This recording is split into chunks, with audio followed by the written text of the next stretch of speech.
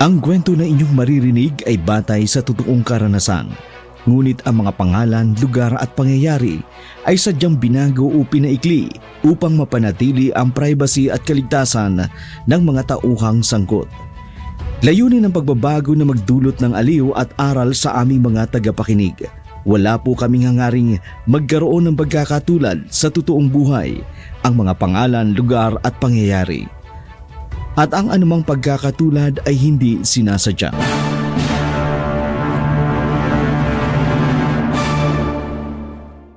Abner! Anong nangyari sa'yo? Hindi. Tuluyan na siya naging aswang. Hindi maaari ito. Sino ka? Bakit ka pumasok rito? Ako ito si Andrew. Tul, labanan mo sarili mo. Huwag kang pumayag na tuluyan kang sakupin ng matandang aswang. May mga darating na tulong dito mamaya. Paparating na sila. Lumabang ka. Hindi ka aswang. Tao ka.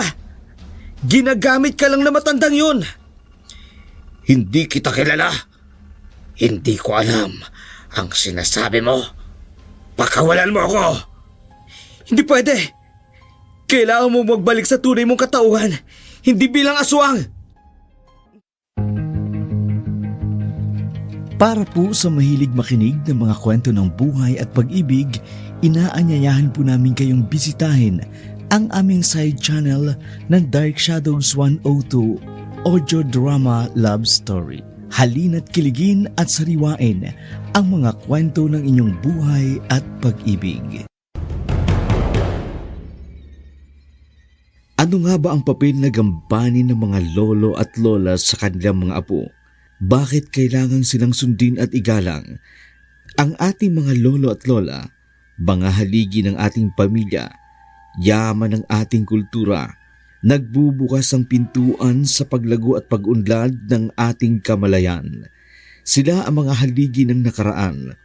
Pinagtibay sa kanila ang kamalayan ng pagiging isang tunay na Pilipino.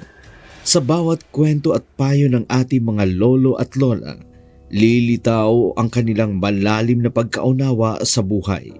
Ang kanilang mga karanasan ay mga yugto ng kasanayan, naglalahad ng paglalakbay sa gitna ng mga pagsubok at tagumpay. Sa kanilang mga mata, natututunan natin ang tradisyon na nagpapakita ng kahalagahan ng pamilya, respeto sa nakatatanda at pagpapahalaga sa mga simpleng bagay. Ang paggalang at pagsunod ay itinuturo ng ating mga lolo at lola ay hindi lamang nagpapakita ng respeto, kundi isang paraan ng pagpapahalaga sa kanilang naging papel sa ating buhay. Sa kanilang mga palad, natutunan natin ang halaga ng dedikasyon, pagkakaisa at pag-aaruga sa isa't isa. Dapat nating igalang at sundin ang kanilang mga aral. Dahil sa kanilang mga gabay, natatamasa natin ang tunay na kahulugan ng isang pagiging mahusay na miyembro ng pamilya at ng lipunan. Subalit, paano kung ang lola na iyong iniingatan ay may itinatagong lihim? Lihim na maaari mong ikapahamak. Pakinggan natin ang naiibang kwento ng katatakutan.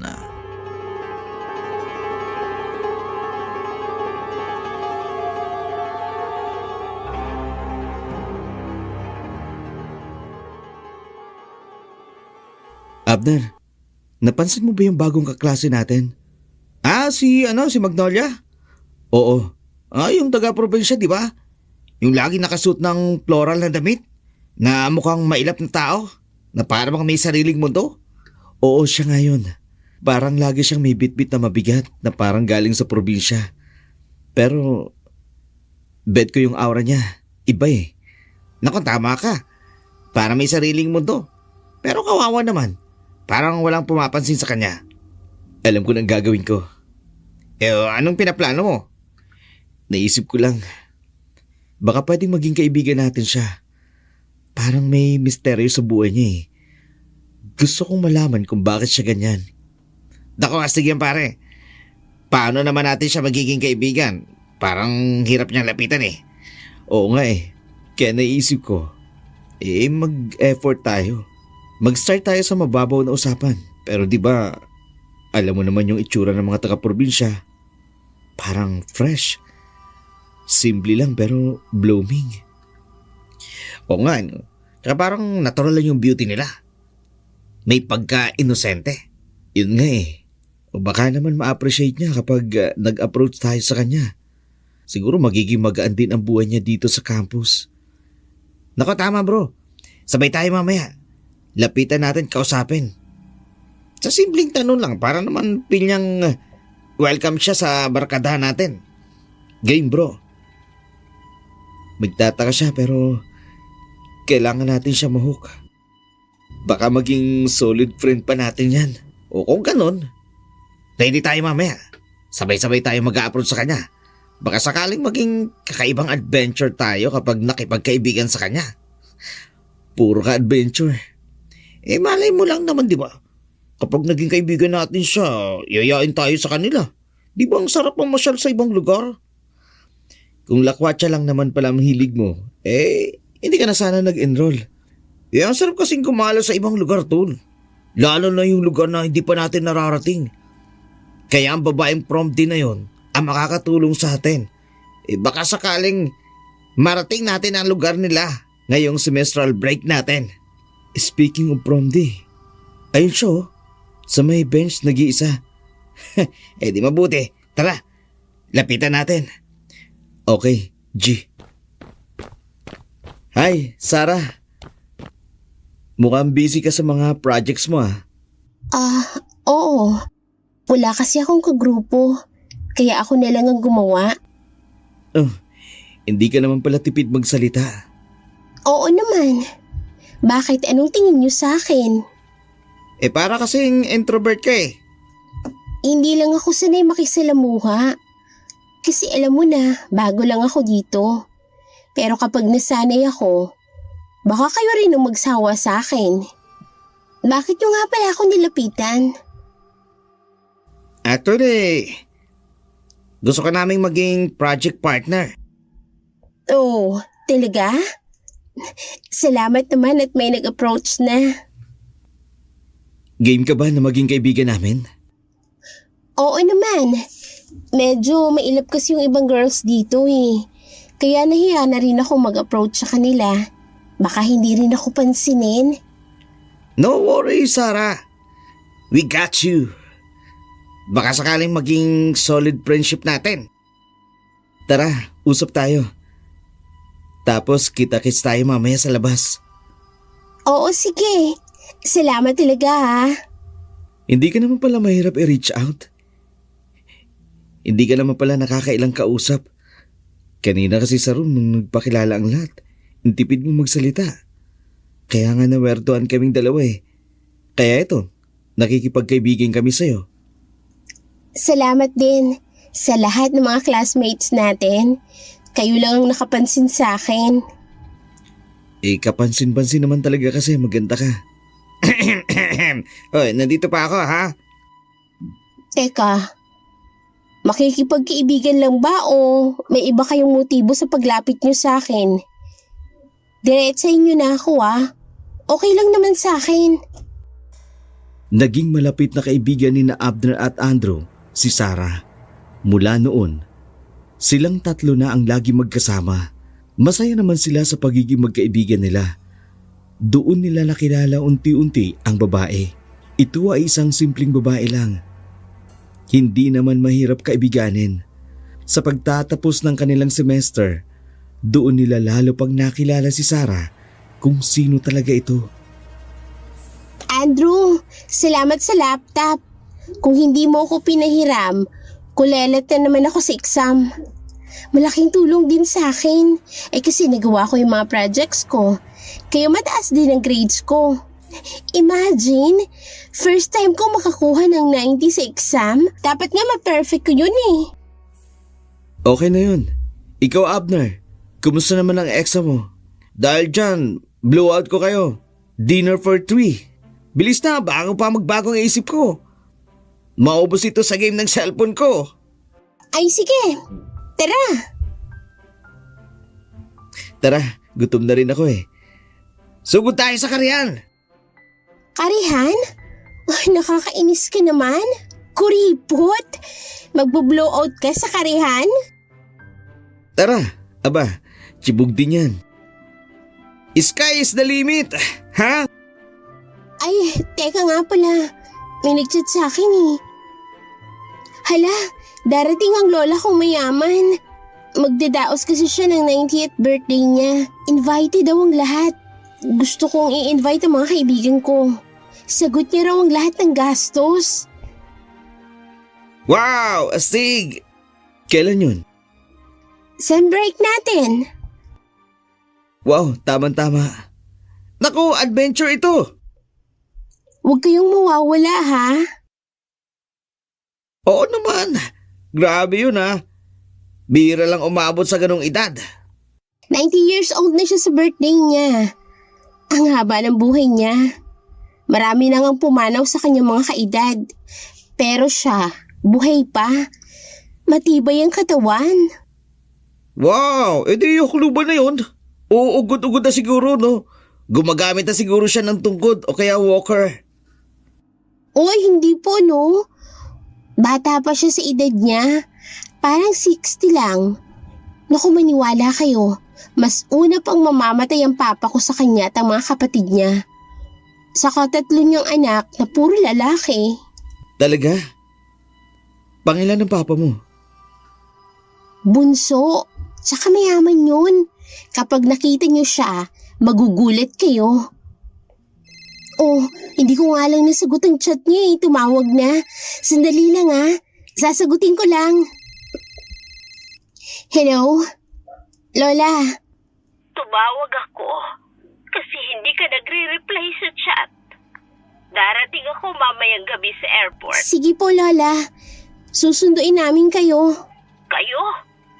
Bakit? May mga kasama ka? Opo, mga bago kong kaibigan. Mabuting balita yan, Sarah. Mababait po sila, Lola. Hindi po sila. Oh, mamaya na lang natin pag-usapan yan. Basta alam mo kung bakit ka nandyan at kung bakit ako susunod sa'yo. Maghanda kang mabuti. Excited na ako. Opo. Sige po. Ingat po kayo sa biyahe. Bye, Lola. Narinig niyo ba ang usapan namin? Oo. Excited ang lola mo ha. Parang teenager lang. Sabi ka atang makilala kami. Oo. Kasi nga mahilig yun sa bagets. Alam niyo, bihira naman siya pumunta dito eh. Gusto nun, maganda at maayos ang tutuluyan niya. Kaya sa hotel yun tumutuloy. Ayaw niya sa tirahan ko. Maliit daw at saka mainit. Alam mo na. Total kaya naman ng bulsa niya. Mayaman talaga. Isipin na lang ha. Hotel na di kalibre ito. Baka naman may jowa pa siya. Sa edad niyang yun, kahit 90 na, pwede pa rin yun. Last year may jowa siya. 30 years old lang.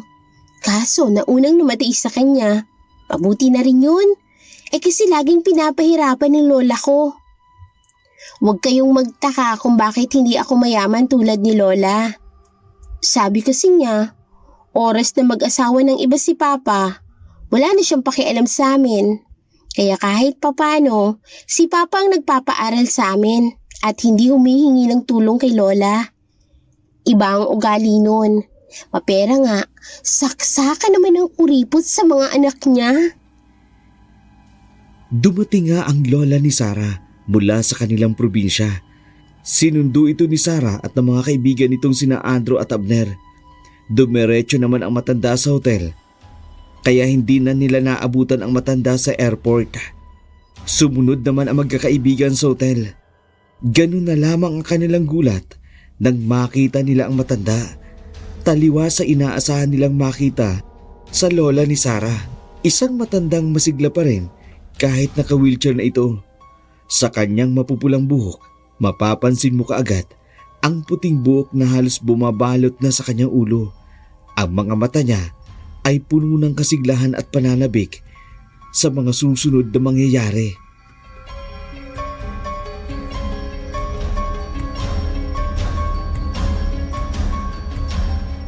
Sarah, andito na pala kayo. Opo, Lola Epang. Sila po pala yung barkada ko o tropa ko. Bakit lalaki? Dapat girl din ang barkada mo. Pero hindi bali. Andrew, naka-wheelchair na. Akala ko bata pa. Matanda na ako, pero malakas pa ako. Na-aksidente lang kasi ako kaya naka-wheelchair ako. Hindi ko po alam yan, Lola. Kasi hindi ko na ipinaalam sa inyo para hindi ka mag-alala. Kaya nagdesisyon ako na lumuwas para maiba naman ang atmosphere sa lugar ko. Hindi mo ba ako ipapakilala sa mga kaibigan mo? Ang maganda mong Lala Ipang. Ako po si Abner. Siya po si Andrew. Good evening po. Pwede pong magmano? No. Wag na, Sarah. Mag-order kayo ng food para sa inyo. Baka gutom kayo. Kwan kasi, Sarah. Yung masarap at saka mamahalin. Afford naman, di ba? Wag na po. Busog na po kami. Abdon nakakaya. Sige. Pero kung gusto ninyo, drinks. Pero may invite ko kayo sa birthday ko. Gaganapin sa probinsya namin. Tamang-tama. Sabi nga ng apo ko, semestral break ninyo.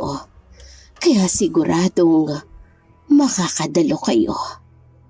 That will be on Friday. Full moon yan sa kalendaryo. Nanlaki ang mga mata ninyo. Maganda ako, ano? Dumating kayo dahil kung hindi, kalimutan nyo na ang apo ko. Opo. Darating po kami. Lola Ipang. Gabi na po kasi.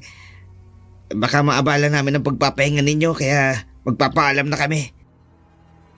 Okay, kayong bahala.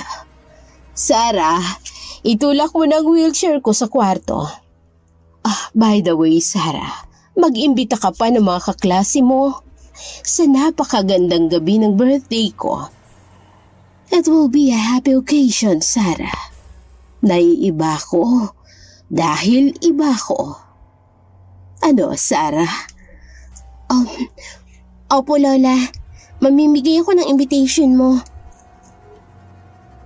Aalis na po kami. Bye po.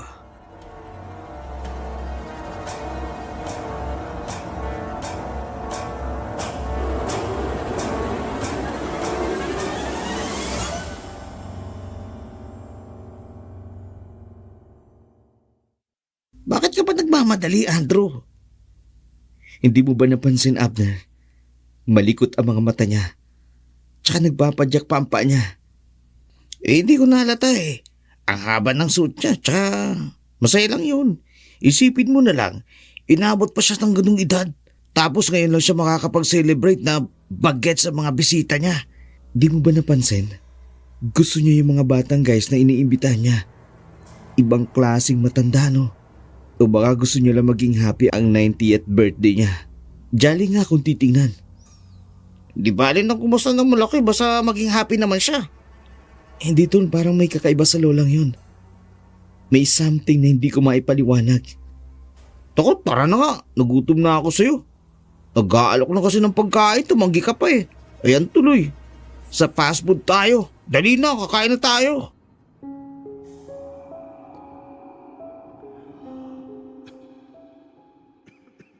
Sakay ng barko, tumungo sila Sarah at ang kaklase nito patungong probinsya ng Capiz upang doon umattend ng kaarawan ng isang matandang nasa edad 90. Dahil nga mga kabataan, di nila inalintana ang pangarib na susuungin sa bagong lugar na kanilang pupuntahan. Libre naman lahat ng expenses sa pamasahe, pati sa pagkain. Kaya sino ba ang hindi tatanggi sa paanyaya? Sa isang lumang resort, idinaos ang kaarawan ni Lula Ipang. Kaya ganun na lamang ang pagtataka ng dalawa sa motif ng celebration. Ganun din sa invitation na ipinadala sa kanila.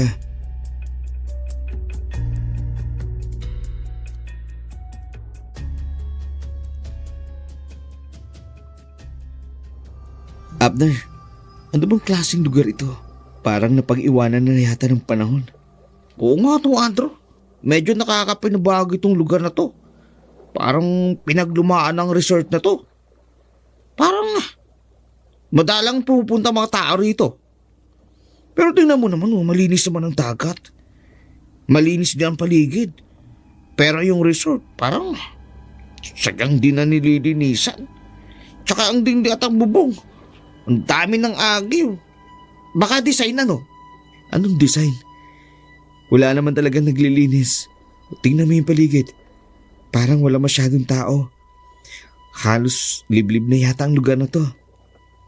Oo, at napansin mo ba yung malalaking bato sa palibot? Parang may historical feel. Oo. Parang may kasaysayan ang lugar na to. At yung resort tila hindi na gaano maayos. Mukhang matagal lang hindi nabibisita. Tsaka napansin mo rin ba? Parang kailangan natin ng bangka para makalis dito. Mukhang nakatago sa likod ng mga bato ang lugar na ito. Tama ka. Mukhang hindi madali ang access dito. Pero alam mo, Abner, parang may kakaiba sa lugar na to. May attraction nga kahit medyo napababayaan na. Oo nga. Kahit medyo weird, no? Parang may charm din. Oh, baka pwede natin subukan mag-explore. Baka naman may mga hidden gems dito. Sige, Abner, tingnan natin. Baka maging adventure ito. Hindi natin inaasahan.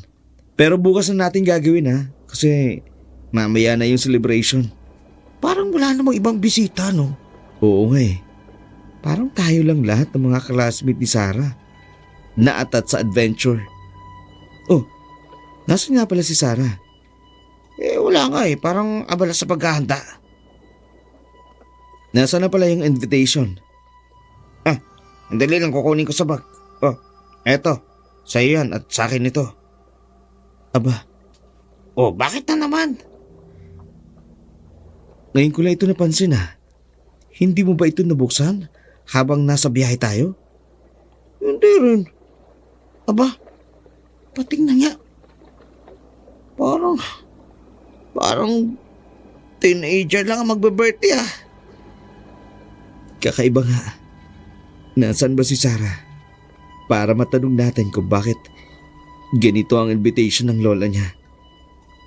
Sige nga. Oh, ayun si Sarah. Sarah! Bakit nakatingin kayo sa akin ng ganyan?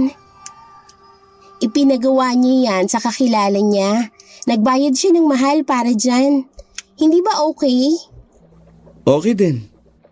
Sakto guys. Pero ang food, naku, super sarap naman Kaya lang parang pakiramdam ko parang bahay ito ng aswang.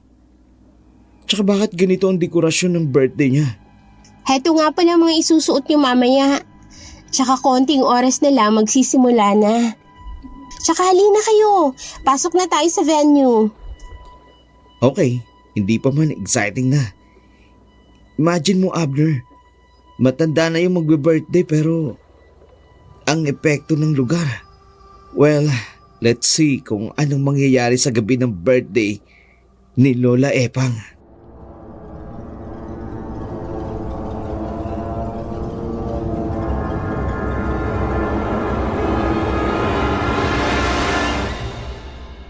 Wow!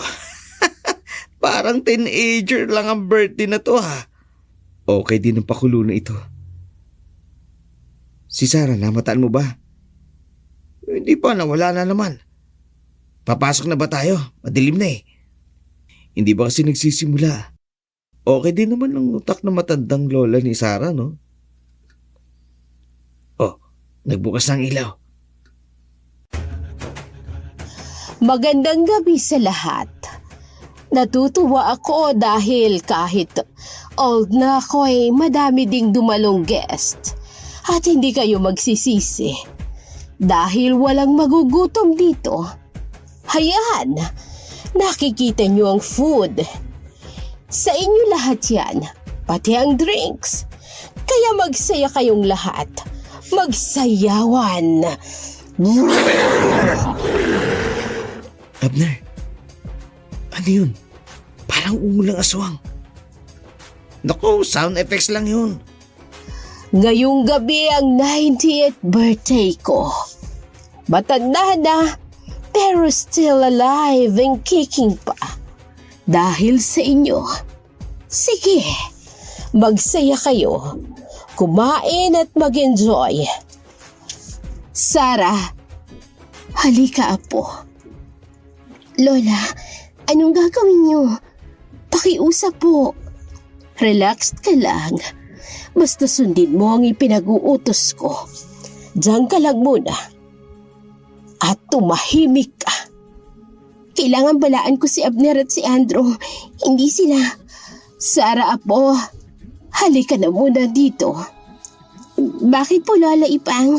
May kailangan kayo? Matulog ka. Nagtanong pa. Tuiset.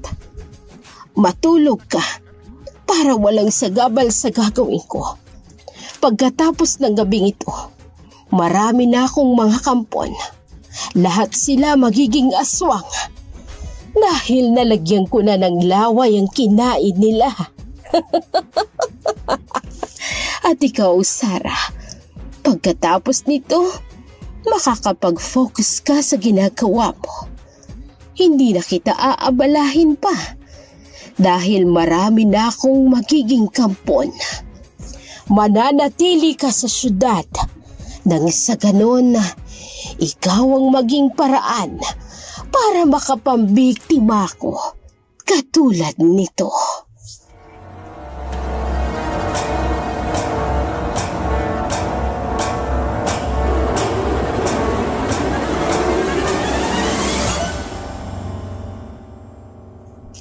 Magsaya kayo. Kumain. Oh, ikaw, ipamigay mo ang mga burger na ito sa lahat. Bigyan mo. Bigyan mo ang lahat. Tuwang-tuwa ako. Thank you po, Andrew. Oh, pagkain mo. Ayos ito yun. Ang gara ng pagkakagawa. Meaty at saka cheesy burger to ah. Sa'yo na lang. Wala akong ganang kumain. Titingin-tingin lang ako. Bahala ka. Basta ko mag-enjoy ako nito. Hindi ko alam kung bakit. Ang lakas ng kabog ng dibdib ko. Ibang pakiramdam ko. Parang nagiinit ang pakiramdam ko sa lugar na to. Parang may kung anong persang gustong kumontrol sa akin. Anong nangyayari? Bakit may kakaiba akong nararamdaman? Mukhang may kakaiba sa kanila. Parang may kung anong puwersang kumukontrol sa akin. Oh, hindi maaari ito. Kailangang mangyari ang gusto ko. Hindi pwedeng maantala ang gagawin ko. Ang grupo na ito ng mga estudyante, lahat kayo'y magiging kampon ko pagkatapos niyong makain ng mga yan. Nagpatuloy ang oras at sa paglabas ng bilog na buwan, biglang nawala ng kuryente sa paligid. Sa gitna ng kadiliman, si Andrew ay nagpaabot sa paligid at napagtantong nagsara ang pinto. Agad niyang kinuha ang kanyang cellphone upang masilayan ang kanyang paligid. Doon ay nagulantang siya sa kanyang nakita. Ang kaganapang ito ay nagdulot ng pangamba at pagtataka kay Andrew. At ang cellphone na gamit niya para magsilbing ilaw sa gitna ng dilim.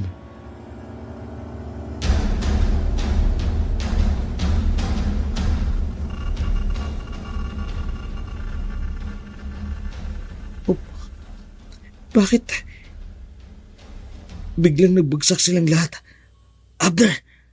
Abner, gising! Ano ka ba?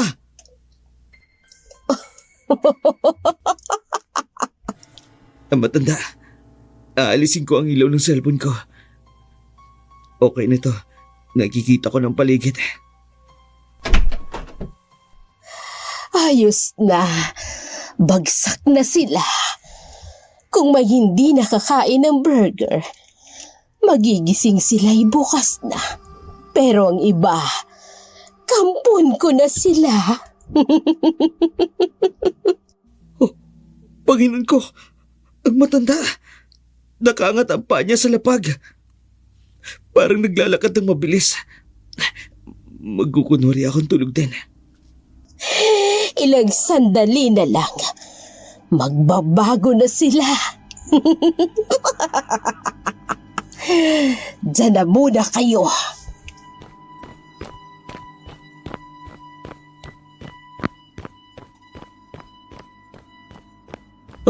Abner!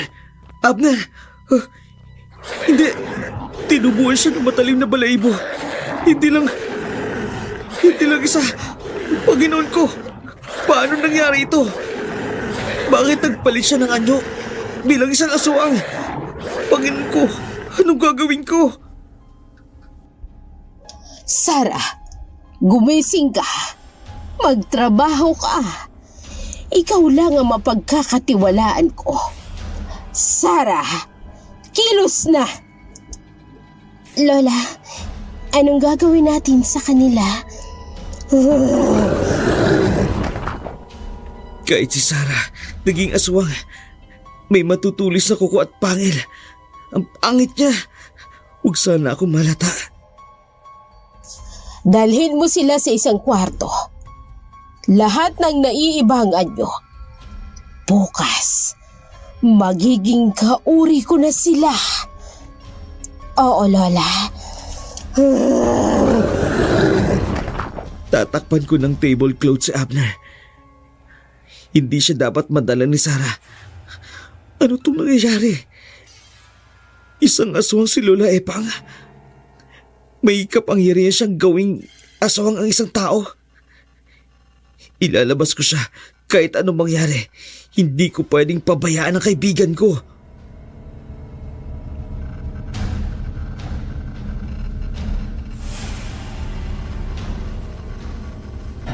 Sa gitna ng tahimik na gabi, dahan-dahan niyang dinala si Abner palabas kahit wala itong malay tao. Hirap man, pero pilit niyang iniligtas ang kanyang kaibigan sa mapanganib na pwedeng mangyari sa kanila. Inihanda niya rin ang pwedeng panlaban sa aswang na nagdala sa kanila sa abandonadong resort na yon. Ganun na lamang ang kanyang pagkabigla kinabukasan nang mapansin niyang wala na halos ang mga kaklase niya. Maya-maya, napansin niya sa di kalayuan si Sarah na tila wala sa kanyang sarili. Paano silang nawala? Paano silang nag-alisan? Kung magre-report ako, anong ebidensya ko? Mababaliw ako sa kaiisip sa nangyari. Anong gagawin ko ngayon? Babalik ako sa kubong pinagdalan ko kay Abner. Andrew, saan mo dinala si Abner? Hindi na siya aswang. Pero bakit nakita ko siya na nagbago ang anyo niya nang inutusan siya ni Lola Epang na aswang? Tinatanong kita. Nasa kubo, dun sa dulo. Kung ganon, pupuntahan ko si Abner. Gusto siyang makausap ni Lola Ipang. Saan ka pupunta? Sarah! Tinatanong kita, saan ang punta mo? May utos si Lola Ipang. Kailangan sundin ko yun. Bakit? Iba ang kilos si Sarah. Parang wala sa sarili. Kampo na rin siya ng Lola Epang niya. Sandali, natutulog yun. Sarah, ikaw bakit hindi ka pa natutulog? Sige, sasamahan kita. Tena. Sige, dalian mo. Ang bilis mo naman. Parang may pakpak ang paa mo. Tara na, mag-uumaga na. Magagalit si Lola Ipang. Bakit ganyan ang boses mo, Sarah? Uminom kasi ako ng malamig kanina. Mauna na ako sa'yo. Ganun ba? Sige, tara. Oh, nawala si Sarah. Magmamadali ako. Nagmamadaling bumalik si Andrew sa pinagdala niya kay Abner. Nag-alala siya na baka madala ni Sarah si Abner. Magiging problema niya ito. Kaya lakad takbo si Andrew at natanaw ang ilang kalalakihan sa kubo na parang sadyang nag-aabang sa kanya.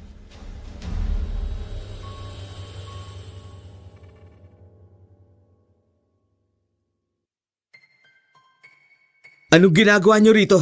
Sino kayo? Oh! Anak ng aswang! Mga aswang pala ito! Pwes, tingnan ko lang kung makapanglalaban kayo sa akin sa dala ko. Eto! Ang buntot pagi na ito! Mamilipit kayo ngayon sa sakit kapag tinamaan kayo nito. Sige! Subukan niyong lumapit kundi masasaktan kayo sa akin. Ah! Hup! Ah! Eto pa! Sige, sugod kayo. Kung ayaw niyong mapahamak, sugod!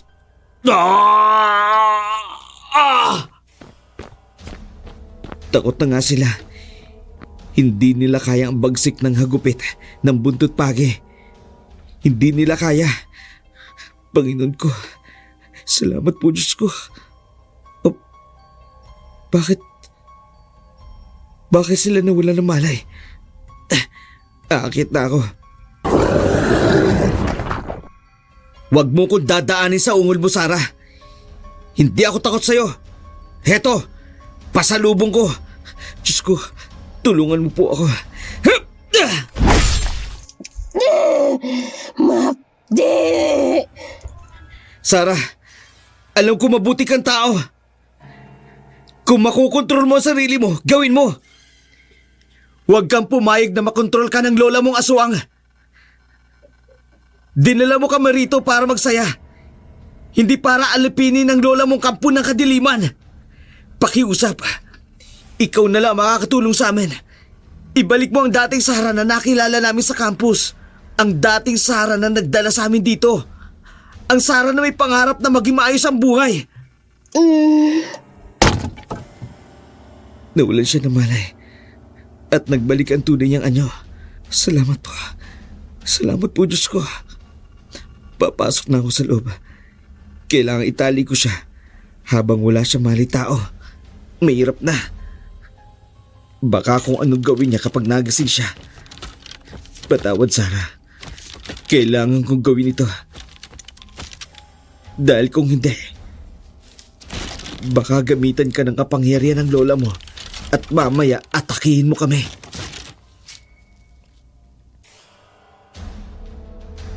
Itinali nga ni Andrew si Sarah sa mga kamay at paa habang wala itong mali tao.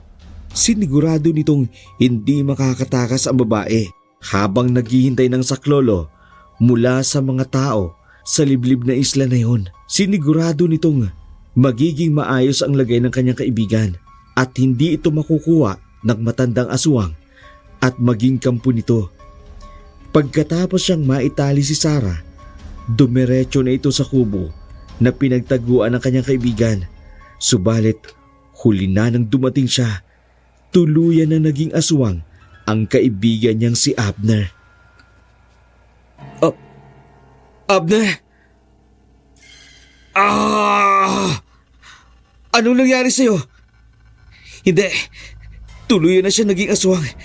Hindi maaari ito. Sino ka? Bakit ka pumasok rito? Ako ito si Andrew. Tul, labanan mo sarili mo. Huwag kang pumayag na tuluyan kang sakupin ng matandang aswang. May mga darating na tulong dito mamaya. Paparating na sila. Lumabang ka. Hindi ka aswang. Tao ka. Ginagamit ka lang na matandang yun. Hindi kita kilala. Hindi ko alam ang sinasabi mo. Pakawalan mo ako. Hindi pwede. Kailangan mo magbalik sa tunay mong katauhan. Hindi bilang aswang. Sabi ko na nga ba, ikaw ang nag-iisang hindi tinalaban ng aking ginawa. Pwes, hindi ko na rin mababawi ang kaibigan mo. Dahil akin na siya. Kampun ko na siya. Tao sila! Hindi sila aswang, Lola Epang! Magiging aswang sila mamayang gabi. Dahil yun ang gusto ko. At huwag mo kong tawaging Lola. Dahil bata pa ako. Look at my face. Young looking. Oo nga, mukha kang bata. Pero ang loob mo nabubulok na. Nangangamoy bangkay ka na. Hukluban! Aswang! Masyadong matalas ang dila mo, lalaki. Alam ko, Lola Epang, at hindi ako papayag na maging aswang ang best friend ko. Pati apo mo, gusto mong biktimahin? Pwes, hindi ako papayag. Anong gagawin mo? Lalaban ka sa akin? Ang mga bawag na naikalat mo? Sa ibang aswang o obrayan, pero sa akin ay hindi. Kung hindi tumalab sa iyo ang ginawa ko, pues, ang kaibigan mong matipunong, masarap tingnan. Sisip-sipin ko ang katas niya na siyang magpapabata sa akin. Hindi mo magagawa yan sa kaibigan ko. Manyakis ka. Matanda ka ng babae. Ang dumi pa ng iniisip mo. Hindi ka magtatagumpay sa gagawin mo. Siya nga. Tingnan ko lang kung mapigilan mo ako, lalaki. Sumunod ka sa akin. Gamitin mo ang lakas mo para makawala dyan. Ngayon, kainin mo ang lalaking yan para lalo kang lumakas. Ganyan nga, lalaki.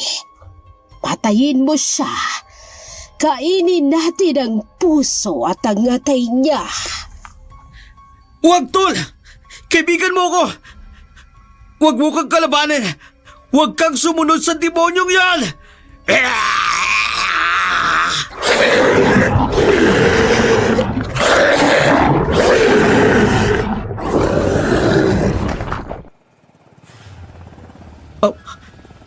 Narito na mga saklolo. Hindi maaari ito. Sumama ka sa akin, lalaki. Aalis tayo ng lugar na ito. Hindi nila tayo maaabutan. Bilisan mo! Bilisan mo! Abner! Huwag kang sasama sa kanya! Huwag kang sasama! Pakiusap! Mabilis na nakaalis ang matandang aswang. Tangay nito ang ilang estudyanteng kasama nila. Kasama na rin si Abner. Hindi na sila naabutan ng mga magre-rescue sa kanila. Matagumpay na naisama nito si Abner at ilang mga kaklase nito. Hindi rin alam ni Andrew ang kanyang gagawin ng mga oras na yun. Mabuti na lang, naisip niyang naigapos niya pala si Sarah sa loob, ang apo ng matandang aswang na manyakis. Kahit paano, nabuhayan ito ng pag-asa. Ito ang naging daan niya para masundan ang kinaroroonan ng aswang at mabawi dito ang kanyang kaibigan. Pasensya na. Medyo na-delay kami ng dating. Nasaan ang mga kaibigan mo? Ang mga klase mo? Tinangay na po siya ng matandang aswang. Nakontrol siya nito. Pati ang mga kaklase ko. Nakakain po kasi sila ng pagkaing may laway ng aswang. Mabuti at hindi ka nakakain. Nakaramdam po kasi ako ng masamang balak ng aswang na yun. Kaya hindi ako kumain. Hindi pa rin nagbabago ang aswang na yon. Kilala niyo po siya? Sasamahan ka namin ng mga kagawad ko. Kaya lang ang problema, hindi natin alam kung saan natin siya susundan. Paano kung patayin na siya ng aswang na yun? Mananagot ako sa mga magulang ni Abner. Nangako pa naman ako na poprotektahan ko ang anak nila. Hindi ko nang po kasi akalain na ganito ang mangyayari. Wala sa'y nahagap namin na aswang palang sinamahan namin. Kampo ng kadiliman ang matandang yun. Medyo Nakakapanghinayang lang na hindi namin naabutan si Epang, ang aswang. Alam mo, nangako ako na hahanapin natin siya at ititigil natin ang kanyang kasamaan. Bakit kasi napunta kayo sa lugar na to? Matagal na itong pinangingilagan ng mga taga-baryo. Kaya na makakuha ako ng impormasyon na may grupo ng mga kabataang pumunta rito, agad kong niyaya ang mga tanod ko para saklolohan kayo rito. May kasama ka pa dito? Si Sarah. Dalawa kayong hindi nagalaw ng aswang.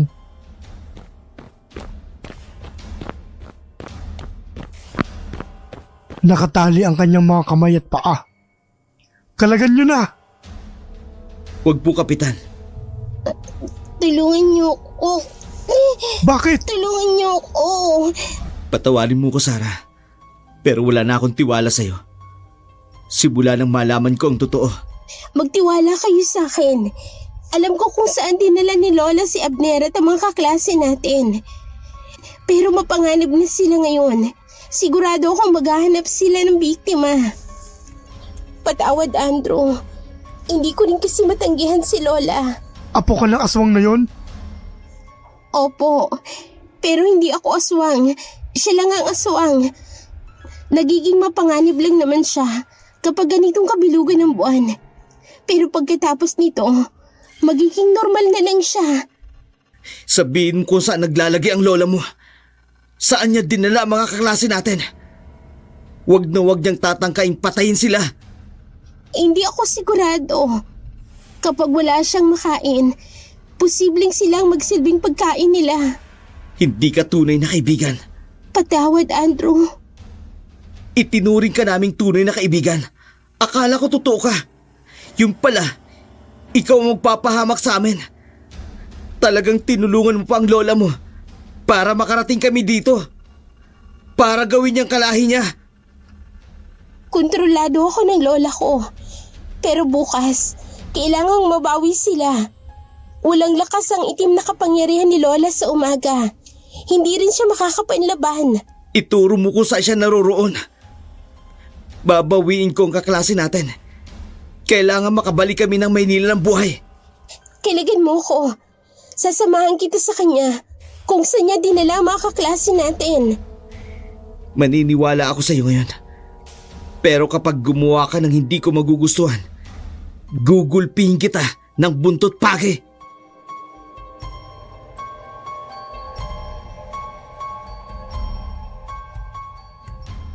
Nagmamadali nga silang tinungo ang kinaroroon ng lugar na pinagdalahan ng mga estudyante na nahawaan ng pagiging aswang. Kasama na si Abner. Sa isang liblib na kagubatan, dinala ang mga ito. Kasama sina Kapitan at ang mga tanod dito, tinungo nila ang mapanganib na lugar na lungga ng mga aswang. Dahil umaga ng mga araw na yon, wala na ring lakas at kapangyarihan ang matandang hukluban. Naririto nga sila. Bakit isinama mo sila rito? Lola, patawarin mo na ako. Naawa ako sa mga kaklase ko. Huwag niyo silang biktimahin. Lalo na si Abner. Kaibigan ko siya. Itinuro ni Sarah ang kinaroroonan nyo. Kaya nakasunod kami. Kunin niyo rin ang matanda para mabantayan siya at hindi na makapaminsala. Huwag niyo silang kukunin sa akin. Akin sila. Huwag niyong gagawin sa akin ito. Matanda na ako. Tapos haharasin niyo pa ako. Hindi ka namin hinaharas. Habang mahina ka pa, kailangan mahuli ka na namin bago ka pa maging aswang uli. Habang mahina ka pa, kailangan mahuli ka na namin bago ka pa maging aswang uli. Kap, salamat po sa pagsama sa amin dito. Wala yun. Lingkod barangay kami. Sa barangay namin nangyari ang kalagim-lagim na to. Pananagutan namin kung may mangyaring masama sa inyo. Kaya lang, Kap, ang problema, nakakain na sila ng pagkaing may laway ng aswang. Kaya madalaman natin sila. Sigurado ako pagsapit ng dilim mamayang gabi, magiging aswang sila. Dasal at pagsisisi ang kailangan. Wala nang ibang mabisang pangtanggal ng pagkaaswang ay ang pagpapasakop sa Diyos. Ang pagsisisi ay pagbabalik loob sa Diyos. Pagpapasakop sa Diyos, pagtitiwalang walang ibang makapag-aalis ng sumpa ng pagiging aswang, kundi ang Diyos lang na makapangyarihan sa lahat. Kumbinsido po ako dyan. Makawawala sa pagiging aswang ang mga kasamahan mo. Makakaalis kayo ng ligtas sa islang to. Ihahatid namin kayo sa bayan ng Pantalan para makauwi kayo ng ligtas sa Maynila. At kami naman ang bahala sa aswang na si Epang. Gagawin namin ang lahat para hindi siya makapambiktima ng ibang tao. Salamat po, Kap. Maraming salamat po. Sa tulong ng mga barangay opisyal, nailigtas ang mga estudyante sa pagkakabihag ng matandang manyakis na aswang na babae. Sa awa ng Diyos, tuluyan na nga silang nakawala sa pagiging aswang at hindi na ito nasakop pa ng matandang si Epang. Dahil na din sa dedikasyon ni Andrew na mailigtas ang kanyang kaibigan, ganun din ang kanyang mga kaklase. Matagumpay nilang nabawi sa kamay ng aswang ang kaibigan nitong si Abner. Ganun din ang mga kaklase nito. At mapayapa silang nakabalik sa Maynila. Shout out time.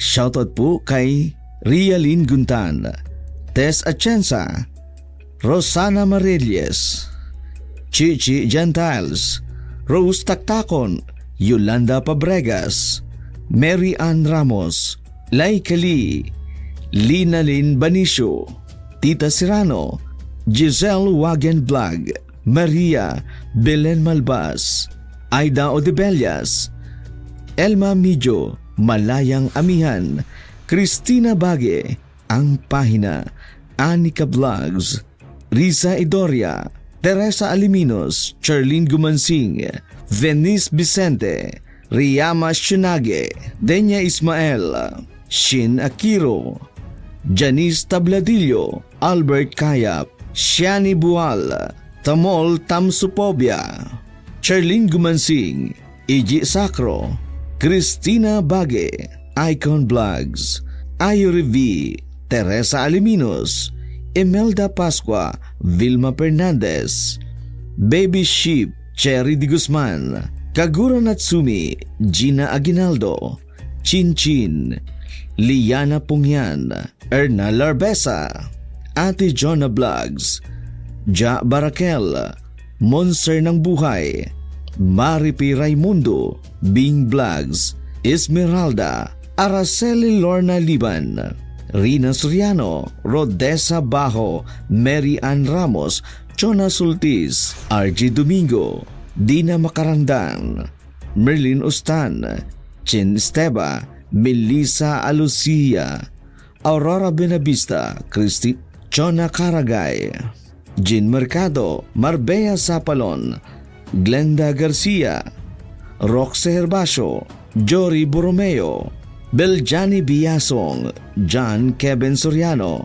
Binabati din po namin ang mga mananahi dyan sa Salpakan na nakikinig ng aming mga video kay Rita, James, Mark, Connie, Joanna, Alaysa, Ate Karen, Tatay Ernie, Tenten at Ate Banji. Ganon din po sina Ambit at Lynn. Gayon din po kay Salvi Marco. Nais din po naming pasalamatan ang aming mga channel members na sina Almira Aloto, Balayang Amihan, Edong Bulalo, Tony Boy, Laikali, Ate Jonah Vlog, Jenny Villanueva, and of course kay Ma'am Baikong Tausi. Hanggang sa muli po, sa mga hindi po inabot ng aming shoutout, abangan niyo po ang susunod naming shoutout.